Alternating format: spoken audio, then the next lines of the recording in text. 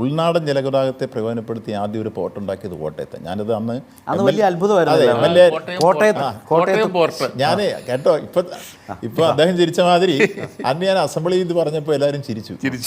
എല്ലാ M L എമാരും ചിരിച്ചു. ഞാനന്ന് കോട്ടയം എം എൽ എ ആയിരുന്നു. ഇങ്ങനെ കോട്ടയം ഒരു പോർട്ട്, അക്കാലത്ത് ധനകാര്യമന്ത്രി പോലും ചോദിച്ചായിട്ടാണ് കേട്ടുള്ളത് തോമസ് ഐസക് കോട്ടയത്തെ പോർട്ടുമായി ബന്ധപ്പെട്ട അത്ഭുതത്തോടെ. കടലില്ലാത്ത കോട്ടയത്ത് എങ്ങനെയാണ് പോർട്ട് ഉണ്ടാകുന്നതിനോട് ചോദിച്ചു. ഞാൻ പറഞ്ഞു ഉൾനാടൻ ജലഗതാഗതത്തെ പ്രയോജനപ്പെടുത്തി ബാർജ് കയറി വരും. കോടൂരാറ് നേരെ വന്നിരിക്കുന്നു നമ്മുടെ നാട്ടകത്ത്, അതിലാണ് വരുന്നത്. അത് പിന്നെ കൊണ്ട് കാണിച്ചു കഴിഞ്ഞപ്പോഴാണ് എല്ലാവർക്കും ബോധ്യപ്പെട്ടത്. അത് ഞങ്ങൾ ഉദ്ഘാടനത്തിന് എല്ലാവരും ക്ഷണിച്ചു, പലരും വന്നു കഴിഞ്ഞു. ഇപ്പോൾ ബ്രേക്ക് ഇവൻ പോയിന്റിലെത്തി. കോട്ടയത്തിന്റെ ദൃശ്യങ്ങളാണിത്.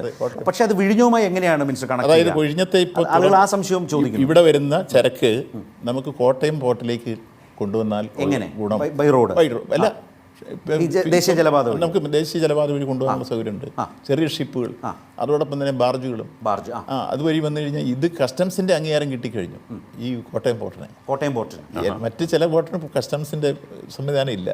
ഇവിടെ ഇതുവരെ കിട്ടിക്കഴിഞ്ഞു കോട്ടയം പോർട്ടിന്. അപ്പോൾ അതുകൊണ്ട് ഏറ്റവും ആദ്യം ഈ ലിങ്ക് ചെയ്യാൻ പറ്റുന്ന ഇതാണെന്നാണ് വിഴിഞ്ഞംകാർ പറഞ്ഞത്. അത് ഏറ്റവും സൗകര്യമാവും. രണ്ടാമത്തെ ഒരു കാര്യം, ഇപ്പോൾ ഈ വിഴിഞ്ഞം തുറമുഖത്തിന് ICP സ്റ്റാറ്റസ് കിട്ടി. ICP സ്റ്റാറ്റസ് കിട്ടിക്കഴിഞ്ഞാൽ ഉള്ള ഗുണം, നമുക്ക് ഈ ടൂറിസ്റ്റുകളെ ഒന്നിറങ്ങാൻ കഴിയുന്ന ക്രൂ ഷിപ്പുകൾ വരുന്ന് അടുക്കാൻ കഴിയുന്ന സൗകര്യങ്ങളുണ്ടാകും. അതാണ് ഇപ്പോൾ പുതിയതായി നമുക്ക് കിട്ടിക്കഴിഞ്ഞ പുതിയ സാഹചര്യം. അതൊരു വലിയ നേട്ടമായിരിക്കും.